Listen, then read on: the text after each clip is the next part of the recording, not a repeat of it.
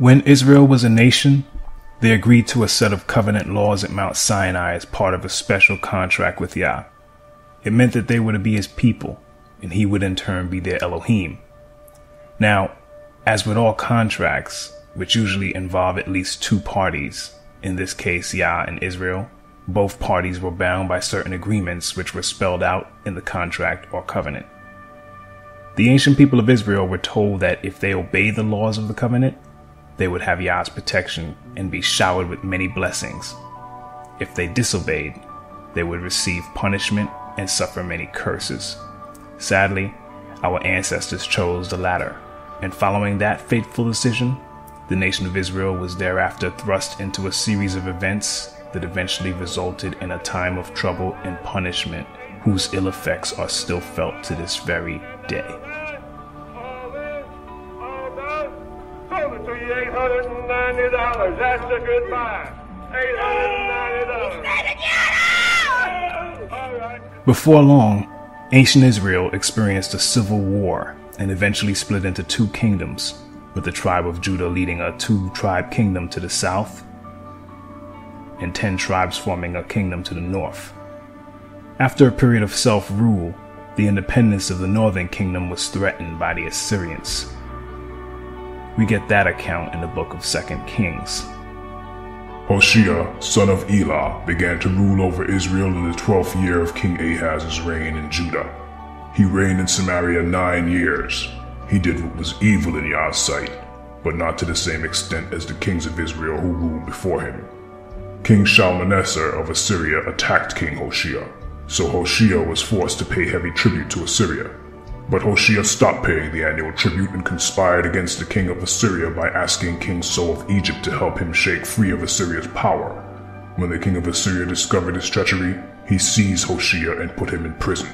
Then the king of Assyria invaded the entire land, and for 3 years he besieged the city of Samaria. Finally, in the 9th year of King Hoshea's reign, Samaria fell, and the people of Israel were exiled to Assyria. They were settled in colonies in Halah, along the banks of the Habor River in Gozan, and in the cities of the Medes. This disaster came upon the people of Israel because they worshipped other deities. They sinned against Yah their Elohim, who had brought them safely out of Egypt and had rescued them from the power of Pharaoh, the king of Egypt. They had followed the practices of the pagan nations Yah had driven from the land ahead of them, as well as the practices the kings of Israel had introduced. This gives us a good picture of why the northern kingdom was punished by being exiled to Assyria. But later, Judah, which was the only kingdom left, also ended up doing that which was not right in the sight of Yah. 2 Kings chapter 24 informs us that the last independent king of Judah, Jehoiakim, reigned for 8 years, practicing evil before Yah unleashed the forces of Babylon on the kingdom of Judah, which ended in that nation being led away captive as well. 70 long years of captivity was experienced in Babylon, and the ancient Israelites witnessed the fall of that empire and the rise of the next. After the 70 years had expired, the new Persian king, Cyrus the Great, allowed the people of Judah to return to their homeland and rebuild. This event was recorded in the scriptures. In the first year of King Cyrus of Persia, Yah fulfilled the prophecy he had given through Jeremiah. He stirred the heart of Cyrus to put his proclamation in writing and to send it throughout his kingdom. This is what King Cyrus of Persia says: Yah, the Elohim of heaven, has given me all the kingdoms of the earth. He has appointed me to build him a temple at Jerusalem, which is in Judah. Any of you who are his people may go to Jerusalem in Judah to rebuild this temple of Yah, the Elohim of Israel, who lives in Jerusalem. And may your Elohim be with you. Wherever this Hebrew remnant is found, let their neighbors contribute toward their expenses by giving them silver and gold, supplies for the journey, and livestock, as well as a voluntary offering for the temple of Elohim in Jerusalem. That second temple was indeed rebuilt, and it existed until the time of Yeshua, who prophesied its ultimate destruction. Sadly, many of the people of Judah rejected Yeshua, as they failed to understand the many prophecies and types that pointed to him, such as those found in Exodus 12 verse 5, Zechariah 13 verse 6, Genesis 49 verse 10, Isaiah 7 verse 14, Micah 5 verse 2, and so many others. Yeshua highlighted their rejection of him in several parables. A notable one is the parable of the evil farmers, which can be found in Matthew 21 verses 33 to 46. And in it, Yeshua reveals what the rejection of the nation he was sent to would result in. Following the fulfillment of the parable of the evil farmers, wherein they murdered the son of the vineyard owner, that being Yeshua, and after the rejection of his emissaries, the fate of Judah and Jerusalem was pretty much sealed. Yeshua prophesied the destruction of Jerusalem and pointed to the future of the people of Judah, which was right in line with the curses of Deuteronomy 28. And when you see Jerusalem surrounded by armies, then you will know that the time of its destruction has arrived. Then those in Judea must flee to the hills. Those in Jerusalem must get out, and those out in the country should not return to the city. For those will be days of Elohim's vengeance, and the prophetic words of the scriptures will be fulfilled. How terrible it will be for pregnant women and for nursing mothers in those days. For there will be disaster in the land and great anger against this people. They will be killed by the sword or sent away as captives to all the nations of the world. And Jerusalem will be trampled down by the Gentiles until the period of the Gentiles comes to an end. This particular prophecy, as you can see, stretched throughout time, with Jerusalem being controlled by the Romans, who were the first to march on her following Yeshua's prediction. Roman rule lasted for hundreds of years after the initial siege. Then the Romans eventually lost hold of Jerusalem to the Muslims. And thereafter various caliphates controlled Jerusalem until the time of the Crusades. During this long period, popes allied with European kings to fight against Muslims. The Crusades were first and foremost an expression of papal authority against the enemies of the Church.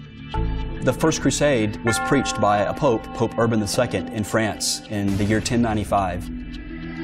With reference to the Muslims and their advance in Europe and in Jerusalem, I think the Christians in Europe believed that the Islamic message of Muhammad was against and contradictory to what the Christians were saying.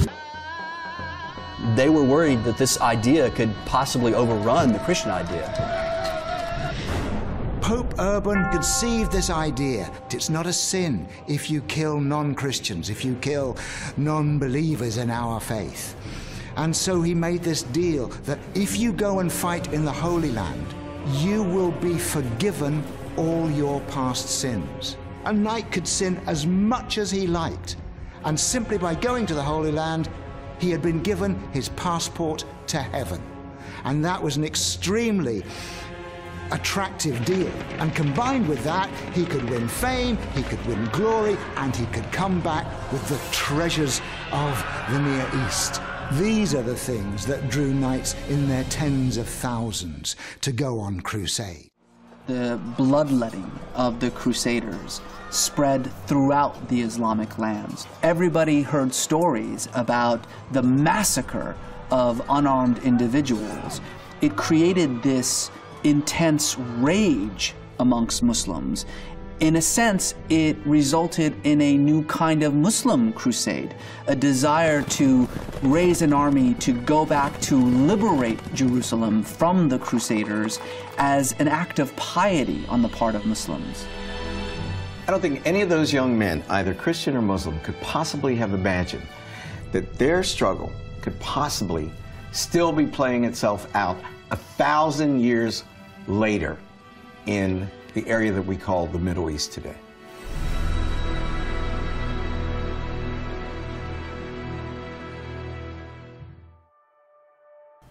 Following the Crusades, control of Jerusalem went from Mongol warriors to Egyptian Mamelukes to the Ottoman Empire, who surrendered Jerusalem to the British on December 9th, 1917. That event led to the modern-day circumstance, which allowed for the establishment of an Israeli state, which is currently occupied by Gentile posers pretending to be the people of Israel, as stated in Revelation chapter 2 verse 9 and chapter 3 verse 9. As prophesied by Yeshua, Jerusalem would be trampled down by the Gentiles until the period of the Gentiles comes to an end. that means the Gentiles would be in Jerusalem, trampling it down till the very last day when Yeshua comes. In other words, the people in that land calling themselves Israel are really Gentiles. But let one of them tell you himself. In his book, The 13th Tribe, Arthur Koestler, himself a so-called Jew, writes in the very first chapter about the time when Charlemagne was crowned Emperor of the West. The eastern confines of Europe between the Caucasus and the Volga were ruled by a Jewish state known as the Khazar Empire. At the peak of its power, from the 7th to the 10th centuries AD, it played a significant part in shaping the destinies of medieval and consequently of modern Europe. The country of the Khazars, a people of Turkish stock, occupied a strategic key position at the vital gateway between the Black Sea and the Caspian, where the great eastern powers of the period confronted each other. It acted as a buffer protecting Byzantium against invasions by the lusty barbarian tribesmen of the northern steppes. But equally, or even more important, both from the point of view of Byzantine diplomacy and of European history, is the fact that the Khazar armies effectively blocked the Arab avalanche in its most devastating early stages, and thus prevented the Muslim conquest of Eastern Europe. It is perhaps not surprising, given these circumstances, that in 732, after a resounding Khazar victory over the Arabs, the future Emperor Constantine V married a Khazar princess. In due time, their son became the Emperor Leo IV, known as Leo the Khazar. Ironically, the last battle in the war, AD 737, ended in a Khazar defeat. But by that time, the impetus of the Muslim holy war was spent. The caliphate was rocked by internal dissensions, and the Arab invaders retraced their steps across the Caucasus without having gained a permanent foothold in the north, whereas the Khazars became more powerful than they had previously been. A few years later, probably AD 740, the king, his court, and the military ruling class embraced the Jewish faith, and Judaism became the state religion of the Khazars. No doubt their contemporaries were as astonished by this decision as modern scholars were when they came across the evidence in the Arab, Byzantine, Russian, and Hebrew sources. What is in dispute is the fate of the Jewish Khazars after the destruction of their empire in the 12th or 13th century. On this problem, sources are scant, but various late medieval Khazar settlements are mentioned in the Crimea, in the Ukraine, in Hungary, Poland, and Lithuania. The general picture that emerges from these fragmentary pieces of information is that of a migration of Khazar tribes and communities into those regions of Eastern Europe, mainly Russia and Poland, where, at the dawn of the modern age, the greatest concentrations of Jews were found.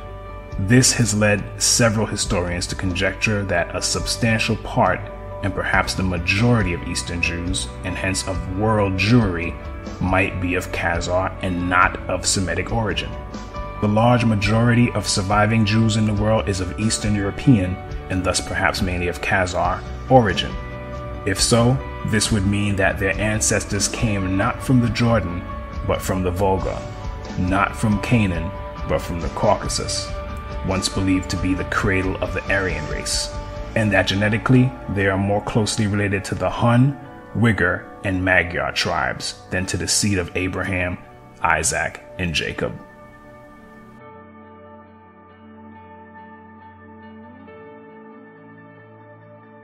Tell me, what did you mean in the title of your book that the Jewish people had been invented? It isn't a provocation. I meant it. I think that the Jewish people was invented. Like the French people, like the Italian people. You see, to build nations in the modern times, historians started to build to the past peoples. Between these peoples, I think that in the second half of the 19th century, the Jewish people was invented. Shlomo Sand, an Israeli emeritus professor of history at Tel Aviv University, wrote a book called The Invention of the Jewish People, in which he agrees with a lot of what Arthur Koestler brought forth concerning the Khazarian origins of the so-called Jews. Shlomo Sand, who is himself a so-called Jew, points out that the ancestry of most contemporary Jews stems mainly from outside the land of Israel, and they are descended from converts, and that mass conversions to Judaism occurred among the Khazars in the Caucasus, Berber tribes in North Africa, and in the Himyarite kingdom of the Arabian Peninsula. Yeshua said that a certain people would say that they are Jews but are not, and those people are the Khazars and their descendants who are among us today. And the fact that many sources can be found among these people which proclaim their true origins is astounding. On page 226 of his book, Sand writes, another early source attesting to the collective conversion of the Khazars is a Karaite one. In about 973 CE, one Yaakov Kerkasani, a scholarly traveler who was quite familiar with the regions around Khazaria, wrote a commentary in Aramaic on the verse, Elohim shall enlarge Japheth. Genesis 9:27. This is what the words mean. He will dwell in the tents of Shem, which grant him a favor and advantage. And some commentators think that this refers to the Khazars, who became Jews. What is interesting about the quote he cites and agrees with is the fact that they know and believe the prophecy concerning a people who would pretend to be of the tribe of Judah but are truly Gentiles. And they base this on Genesis 9 verse 27, which coincides with Revelation 2 verse 9 and 3 verse 9. What's more, most of the world is buying into this deception, and for the present day Khazarians, that's probably reason to celebrate.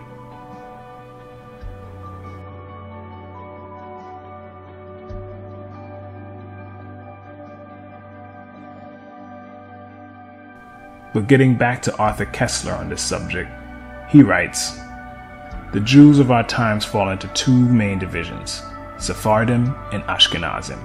The Sephardim are descendants of the Jews who since antiquity had lived in Spain until they were expelled at the end of the 15th century and settled in the countries bordering on the Mediterranean, the Balkans, and to a lesser extent in Western Europe. In the 1960s, the number of Sephardim was estimated at 500,000. The Ashkenazim, at the same period, numbered about 11 million. Thus, in common parlance, Jew is practically synonymous with Ashkenazi Jew. It should be mentioned that the Ashkenaz of the Bible refers to a people living somewhere in the vicinity of Mount Ararat and Armenia. The name occurs in Genesis 10 verse 3 and 1 Chronicles 1 verse 6 as one of the sons of Gomer, who was a son of Japheth. Ashkenaz is also a brother of Togarmah and a nephew of Magog, whom the Khazars, according to King Joseph, claimed as their ancestor. But worse was to come, for Ashkenaz is also named in Jeremiah 51 verse 27, where the prophet calls his people and their allies to rise and destroy Babylon. Call thee upon the kingdoms of Ararat, Mini, and Ashkenaz. This passage was interpreted by the famous Saadia Gaon, spiritual leader of Oriental Jewry in the 10th century, as a prophecy relating to his own times.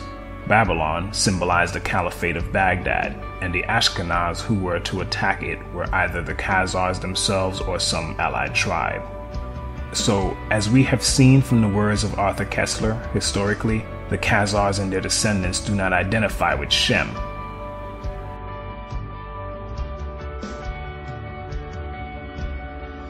But rather, they identify with Japheth. And that is proved out in their own writings. This is a major fulfillment of scripture. All that being said, what happened to the real people of Judah in 70 AD, following the siege and destruction of Jerusalem? The ones who weren't captured by the Romans and killed or enslaved escaped. But where did they go? First, you have to understand that whenever trouble arose, such as severe famine in the land, our forefathers and mothers were known to migrate in order to avoid it. There are three famous accounts of Abraham, Isaac, and Jacob heading south when famine struck at different periods in each of their lifetimes. Abraham and Jacob went all the way south to Egypt, but Isaac went as far as Gerar. And let's not forget Joseph and Mary, who also fled south to Egypt with Yeshua to escape trouble. These acts are all somewhat prophetic, as they are a major clue as to what happened to the people of Judah following the destruction of Jerusalem. In his book, From Babylon to Timbuktu, author and historian Rudolph R. Windsor, a true Hebrew, writes, in the year 65 BC, the Roman armies under General Pompey captured Jerusalem. In 70 AD, General Vespasian and his son, Titus, put an end to the Jewish state with great slaughter. During the period of the military governors of Palestine, many outrages and atrocities were committed against the residue of the people. During the period from Pompey to Julius, it has been estimated that over 1 million Jews fled into Africa, fleeing from Roman persecution and slavery. The slave markets were full of black Jewish slaves. After the fall of the Carthaginian metropolis in North Africa, Roman power became dominant in the Barbary states. The pagans and the Romans attacked the Jews indiscriminately, both the Jewish soldiers and the uninvolved peaceful population. As a result of this merciless attack, many Jews fled to those parts of Northwest Africa known as Tunisia, Algeria, Morocco, and Mauritania. Many other Jews fled to the areas where Rome did not have any jurisdiction. This was to the region of the South, the Sahara Desert, and the Sudan. Windsor also tells us on page 86 and 87 that more descendants of Judah fled to the west coast of Africa in the 7th century after the Visigoths assumed power and began to suppress Hebrew customs with forced baptisms to Christianity.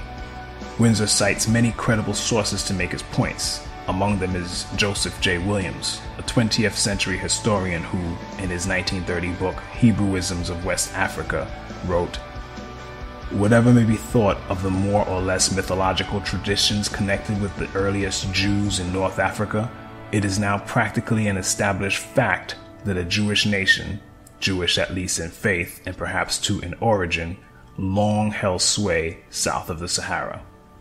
Now, while Joseph Williams, who is Caucasian and Jesuit, does provide meaningful and factual info that pertains to the descendants of the ancient Hebrew Israelites, he does so with a degree of reluctance. And the book is written through the lens of what I would call a racist and white supremacist viewpoint.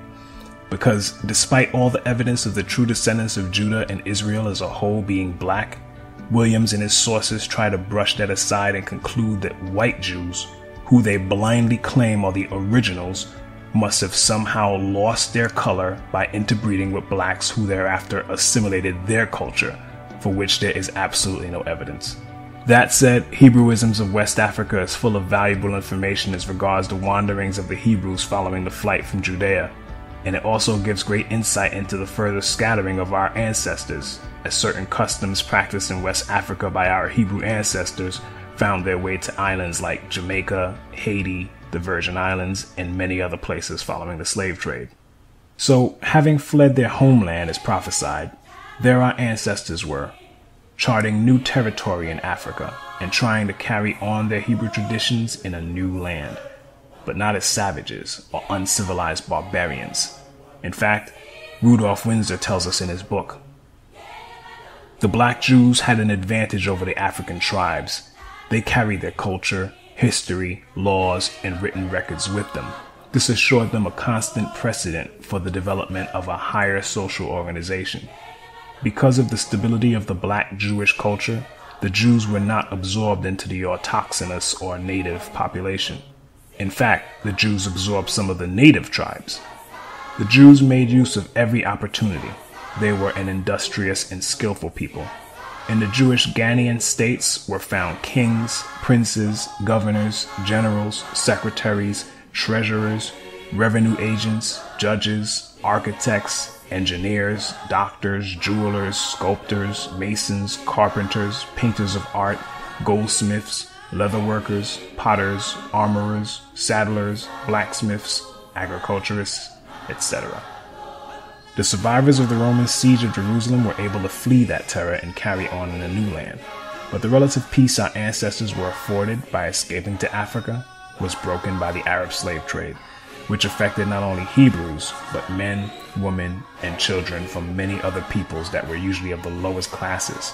The Eastern Arab slave trade, in particular, involved women and young girls, and a strict ratio of 2 women for each man was maintained. The Arab slave trade, as horrible as it was, eventually gave way to something much worse with the arrival of the Portuguese. Portugal broke from Arab rule somewhere between the 12th and 13th centuries and slowly rose to power. Because of this small European country, slavery would soon go from including people of lower classes from different ethnicities to being forced mainly on so-called blacks from the tribe of Judah. In the early 15th century, Portuguese shipbuilding in Lisbon and Porto adapted to the times, and the result was the caravel, a light and fast aerodynamic vessel that allowed Portuguese mariners to travel south along Africa's Atlantic coast in order to reach the gold-producing regions of sub-Saharan West Africa. After establishing several trading posts and colonies in the region, other markets began to open up, such as the lucrative commerce in India, and overseas expansion resulted from Portugal's many trade networks. The Portuguese became heavily active in slave trading in Africa around 1445, after they discovered the Cape Verde Islands and settled there. Slavery was used to fuel their expanding empire, and slave trafficking became integral to their enterprise. When it became apparent that slavery was big business, a law had to be created to protect it. Thus, the sitting Pope, Pope Nicholas V, issued a papal bull, the strongest command of a pope, titled Romanos Pontifex, Latin for the Roman Pontiff. He issued the bull to King Alfonso V of Portugal on January 8, 1455, and it allowed the king to, and I quote, invade, search out, capture, vanquish, and subdue all Saracens and pagans whatsoever, and other enemies of Christ wheresoever placed, and the kingdoms, dukedoms, principalities, dominions, possessions, and all movable and immovable goods whatsoever held and possessed by them, and to reduce their persons to perpetual slavery. This was basically a license and go-ahead for King Alfonso, who alone was personally named in the papal bull, to send vessels to search out, capture, vanquish, subdue, and enslave Hebrews, particularly the people of Judah, whose existence, kingdom, and territory they were well aware of. The people of Judah were their primary concern, in fact, and they are the so-called Negroes who were rounded up and scattered throughout the four corners of the earth, just as Yeshua said they would be, back in Luke 21, verse 24. They will be killed by the sword or sent away as captives to all the nations of the world. And this also coincides with the curse of Deuteronomy 28, verse 64. For Yah will scatter you among all the nations, from one end of the earth to the other. When I say they were aware of who Judah was, I'm not conjecturing. Proof is in the record. If you do a Google search and type in a new and accurate map of Negro land, a list of results will pop up.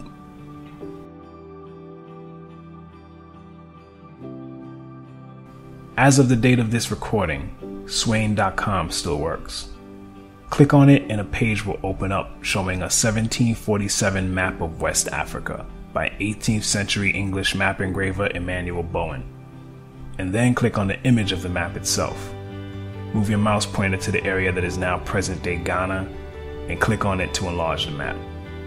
Click it again and you will clearly see that what is now called Ghana was once the Slave Coast, which the map maker labeled the Kingdom of Judah, dropping the H at the end. This is where many of the people of Judah were shipped from, like sardines in a can.